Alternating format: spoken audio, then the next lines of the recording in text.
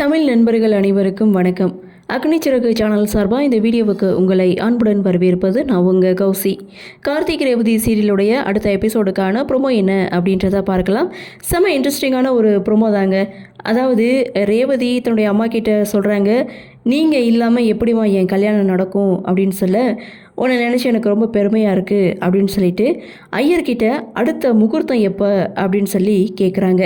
அவரும் இன்னும் 2 மணி நேரம் கழித்து இருக்குது அப்படின்னு சொல்ல, நீங்கள் அந்த முகூர்த்தத்துக்கு ஏற்பாடு பண்ணுங்கள், இன்னும் 2 மணி நேரத்தில் கல்யாணம் நடக்கும் அப்படின்னு சொல்ல, அதை பார்த்த மாயாவும் மகேஷும் அதிர்ச்சியில் நின்றுட்டுருக்காங்க. அடுத்த ஒரு ப்ரொமோ அப்படின்னு பார்த்தீங்கன்னா செம இன்ட்ரெஸ்டிங்கான சூப்பரான ஒரு ப்ரொமோவை ரிலீஸ் பண்ணியிருக்காங்க. என்ன அப்படின்னு பார்த்தீங்கன்னா, கார்த்தி ரேவதி கழுத்தில் தாலி கட்டிட்டாரு.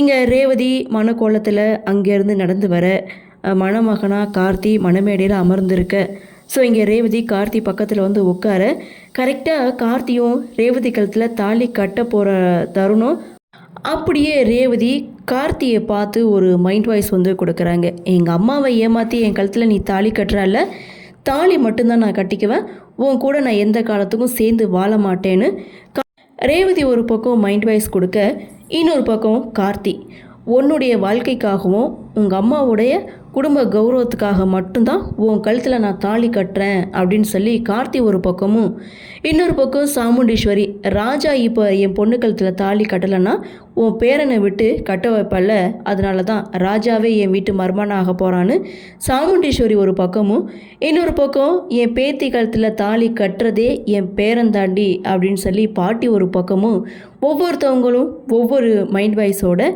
இந்த ப்ரோமோவை கொடுத்துருக்காங்க.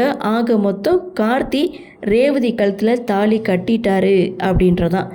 ஆனால் ரேவதி கார்த்தி மேலே பயங்கர கோவத்தோடு இருக்காங்க. ரேவதியுடைய மனசு எப்போ மாறும், கார்த்தி கூட எப்போ சேர்ந்து வாழ போகிறாங்க அப்படின்ற ஒரு எதிர்பார்ப்போடு இனி அடுத்த எபிசோடுக்கான கதைக்கள நகர்வு இருக்கும்னு நினைக்கிறேன். இது 3வது கதை அப்படின்ற மாதிரி போயிட்டுருக்கு. அதாவது ஃபஸ்ட்டு பார்த்திங்கன்னா கார்த்தி தீபா இவங்களுடைய லவ் ஸ்டோரி, அதுக்கப்புறம் கல்யாணம், அதுக்கப்புறம் பார்த்திங்கன்னா தீபா இறந்தே போயிட்டாங்க. அப்போது கார்த்திக்கும் தீபாவுக்கும் பிடிக்கல அப்படின்னாலும் இங்கே கல்யாணத்தை நடத்தி கடைசியில் தீபா இறந்துட்டாங்க. தீபாவோட நிலைமையிலே இங்கே கார்த்தி வாழ்ந்துட்டு இருக்காரு. இப்போ அதை ஃபஸ்ட்லேருந்து ஸ்டார்ட் பண்ணுறாங்க.